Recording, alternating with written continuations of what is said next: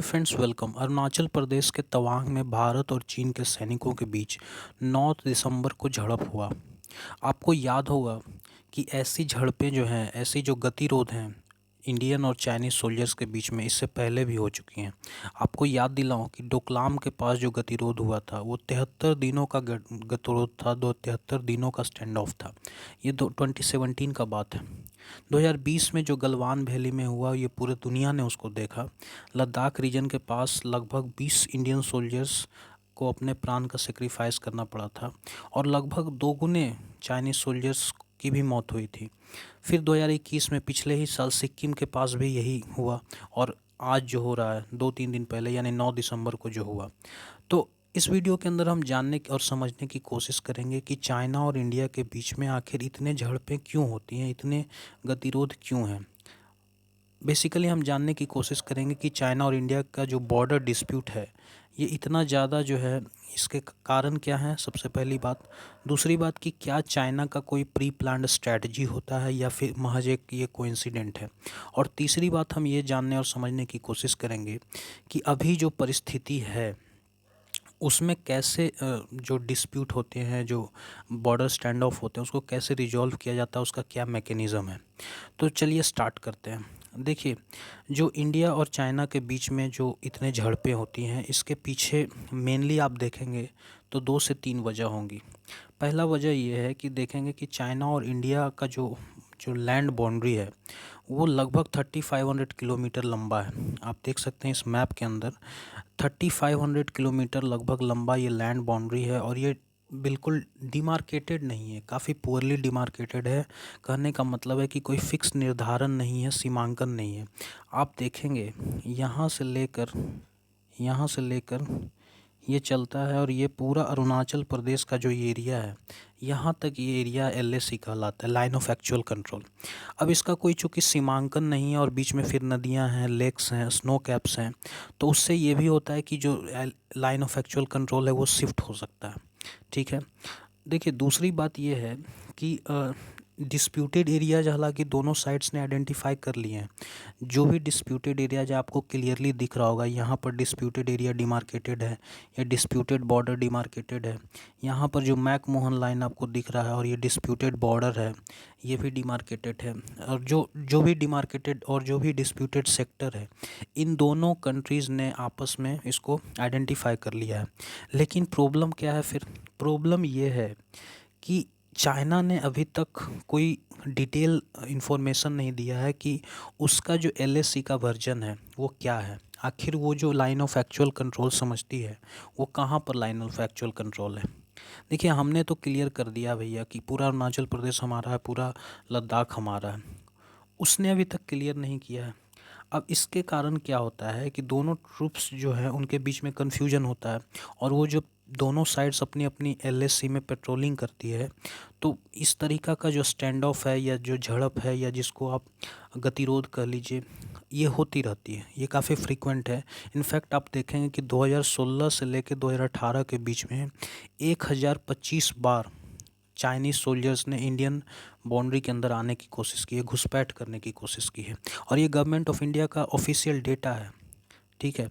तो और तीसरी बात अगर आप देखेंगे तो चाइना का कोई इंटेंशन नहीं दिखता है, क्लियर इंटेंशन नहीं दिखता है कि बॉर्डर डिस्प्यूट को वो सोल्व करने के लिए पॉलिटिकल विल जो होना चाहिए वो दिखता नहीं है। तो इसी के कारण आपको गलवान वैली के अंदर स्टैंड ऑफ दिखेगा, आपको जो है डोकलाम स्टैंड ऑफ दिखेगा। तो ये सब जो स्टैंड ऑफ है इसके जो 3 वजह हैं हमने आपके साथ शेयर किया। अब देखिए, क्या ये सिर्फ लैंड बाउंड्री डिस्प्यूट होना ही एक वजह है? जी नहीं। देखिए, ये जो अरुणाचल के अंदर जो इंसिडेंट हुआ है ये एक प्री प्लान्ड स्ट्रेटजी भी हो सकता है चाइना का। क्योंकि देखिए, चाइना की ओर से जो भी लाइन ऑफ एक्चुअल कंट्रोल का जो ईस्टर्न एरिया है, इसमें इस तरीक़ा का जो कार्रवाई हुआ है, इसका मेन पर्पस ये भी हो सकता है कि उन एरियाज़ में अपना प्रभाव का प्रयोग करना जहाँ पर उनके सैनिक पेट्रोलिंग नहीं करते हैं, बेसिकली पेट्रोलिंग ही नहीं करते हैं। तो यह एक चाइना का कह सकते हैं कि सोची समझी रणनीति है और वह अपने, अब देखेंगे एक पैटर्न बना हुआ है चाइना का और इसी पैटर्न के मुताबिक उन क्षेत्रों में वह कानूनी प्रभाव को बढ़ाने की कोशिश कर रहा है। एक्चुअली आप देखेंगे तो वो कानूनी जो एक तरह का प्रभाव है, जो इम्पैक्ट है, उसको बढ़ाने की कोशिश कर रहा है, जिस पर दावा करता है चाइना कि हाँ ये मेरा है। लेकिन देखेंगे कि उनके सैनिक जो हैं उस एरिया में पेट्रोलिंग नहीं करते हैं, तो उसको बस ये इंस्टीट्यूशनलाइज एक तरह से करना चाहता है कि हाँ ये मेरा जो है एरिया ऑफिशियल। आप इस मैप के अंदर देख पा रहे होंगे, ये जो अक्साई चीन का एरिया है ये चाइना कंट्रोल रीजन है, लेकिन इंडिया इसको दावा करता है कि ये इंडिया का है। उसी तरीके से पूरा अरुणाचल प्रदेश पर ही चाइना का दावा है, जबकि आपको पता है अरुणाचल प्रदेश एक इंटीग्रल पार्ट है इंडिया का। तो इस तरीक़ा का जो प्लानिंग है चाइना का कि किस तरीक़ा से इसको दुनिया के सामने दिखाया जाए कि नहीं ये तो चाइना का जो है एरिया है ना। दूसरी बात अगर आप देखेंगे तो चाइना के अंदर जनवरी 2022 में लैंड बॉर्डर लॉ पास हुआ था, इम्प्लीमेंट किया गया एक्चुअली। और इससे जो है पीपुल्स लिबरेशन आर्मी है और जो वहाँ का बॉर्डर सिक्योरिटी फोर्सेज वगैरह हैं और जो अन्य कमांडिंग ऑफिसर जो हैं उनको बॉर्डर एरियाज का डिफेंस के लिए और यूनिफिकेशन जो है उसके लिए जो है मोटिवेट करना था। और यह जो लॉ आया है, यानी जो लैंड बॉर्डर लॉ जो आया है, इसमें सेना के लिए जो डिस्प्यूटेड एरियाज है उनमें संभव होने पर पेट्रोलिंग करने के लिए कानूनी ड्यूटी दिया गया है।